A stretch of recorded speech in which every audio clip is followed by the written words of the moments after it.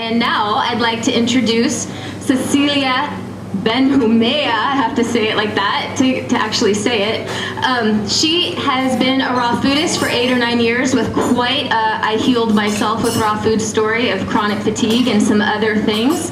She's a raw food chef, educator, lifestyle coach, and author, and she's very local. She's down in Petaluma teaching classes constantly. She's done a lot of different caterings for retreats. She's had her food published photographically in Living Nutrition magazine, and she's the organizer of the Petaluma Raw Food Potluck, which is an amazing potluck. Just a huge event once every month, the first Friday of every month, and there's flyers right there with information on it. It's really worth coming down to. And so I'm going to hand the mic over to Cecilia to tell us her story.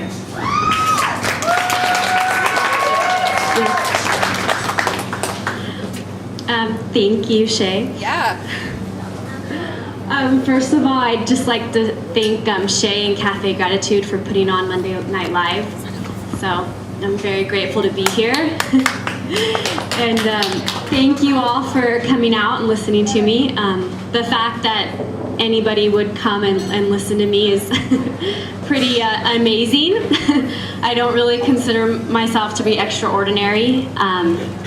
I consider myself just to be an ordinary person, and I just got really, really sick when I was in my early 20s, and I was able to overcome it, and I feel like it's my responsibility to share my story with others so that maybe someone is suffering from a chronic illness, or they just want to maybe prevent any future health problems, or they want to improve their health in any way. I feel that by sharing my story, hopefully they can maybe learn a few things about what helped me that might help them as well. And most importantly, I want to give people hope, especially people that have been suffering from a chronic illness. A lot of times it's easy to feel hopeless, and I hope that my story will inspire hope in people to know that, you know, they can get better, that things can get better. So anyways, I was about 22 and I was diagnosed with chronic fatigue syndrome. This was about 10 or so years ago, so it was a fairly new term in the medical establishment. Basically, I was so tired I could not get out of bed. There were days where I didn't get out of bed at all. There were days where I was able to function the world maybe a few hours, and then I would have to sleep the rest of the day. And when I went to the doctors, of course, they did all my blood tests. They said, nothing's wrong with you, you know. Finally, they just gave me a label, I think, just to make me happy. You have chronic fatigue syndrome. And they basically told me that I needed to go to a counselor. And so I did, and that helped a lot, but I was still extremely tired. It probably helped, you know, a lot of emotional issues and so forth, but it didn't help at all with the fatigue.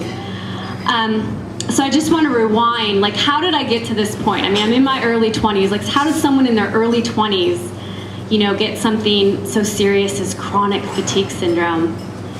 Well, there was a lot leading up to it, and I think one of the main points I want to get across in my talk is that our natural state of being is wellness. I mean, we are these amazing, amazing beings, and our body is a miracle, and it knows how to heal itself. It knows how to detoxify. Our natural state, our natural emotional state is happiness. I mean, look at babies. They're just so happy to discover their toes, or, you know, just discover everything in the world. I mean, I've never seen a depressed baby. So it's like, you know, how do you get from being so healthy and vibrant and your natural state being wellness and happiness, and how do you go from that, from getting really, really sick? Well, in retrospect, when I look back, there was so many signals that I ignored. And that's just the really important thing I want to get across, is that our bodies are like compasses. They're constantly guiding us either in the right direction, or actually they're letting us know when we're going in the wrong direction, or we're getting positive feedback and we know we're going in the right direction. And positive feedback would be joy, happiness, feeling good. For some reason in this culture, we're just taught to dominate our bodies. Like, body, you're gonna do what I say. I want you to work this many hours a week and only get this much sleep, and if you don't like it, tough kind of thing. And if not, I'll just drink some more coffee, or So I realized that I had ignored so many signals. Even before my illness manifested, I was depressed. I had a rough childhood. My mother ended up committing suicide, which was very traumatic. So already I was dealing with a lot of grief, a lot of anger, and basically I just worked to keep myself busy, to keep myself distracted from all these feelings inside. So I had all these suppressed feelings of anger and grief, and I was very depressed. And so what I did is I just decided to distract myself from feeling these feelings. So I was like going to college, I was in a dance company, I was in massage school, I was a preschool teacher. I basically planned my day. I remember getting up at 6 in the morning and just going all day with no breaks, until like 11 at night. And there was just no time for my body to just relax and just, hang out. It was always, doing something, accomplishing something. And, my body didn't like it very much, and it was giving me all kinds of signals. I mean, some of the early signals were,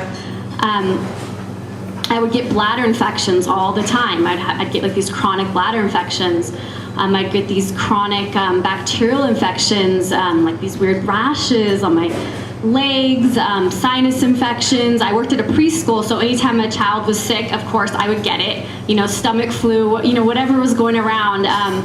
So my body was already kind of telling me, you need to slow down. You need to maybe reevaluate how busy your life is. You need to maybe, start expressing some of these feelings that you're, carrying inside. And it got to the point where I had so many bladder infections, and every time I went to the doctors, they would give me more and more and more antibiotics, to the point where I was on antibiotics every single day. And I think my body finally was like, well, if you're not gonna listen to me, I'm gonna do something to make sure that you for sure listen to me. And basically my body just collapsed out from under me. And that's how I ended up at 22, hardly even able to get out of bed, and just barely, making it through my days. I had to quit my job, quit school, quit the dance company. My body was like, finally, you're listening to me. And at the time, I didn't know it, but it started a beautiful, beautiful healing journey, a beautiful, beautiful transformational journey. And I consider now getting chronic fatigue syndrome so early in life such an amazing blessing. And I wouldn't have all the blessings that I have in my life now if it weren't for getting sick so early. At the time, though, it was very scary. I couldn't work. I had no energy for relationships, no energy basically for anything. I was scared. I didn't know if I was going to make it out in the world, if I was ever going to have a normal life, if I was ever going to be able to hold a job again, or have a relationship, or just all these little things that, normal people take for granted every single day. But anyways, luckily, something inside of me didn't let me give up. So hence started my search. How was I going to heal myself? And at this point, the doctors weren't much help. The traditional medical doctors weren't much help. So I decided to look elsewhere, and I started looking into alternative medicine. And unfortunately, I spent a lot of money to a lot of people who were very well-meaning, but they offered me cures. They said, here, take this herb, or take this pill, or let me give you a healing and I'll heal you. And I was still kind of looking for that quick fix, that pill or that healing, or, I just thought overnight I was gonna get better.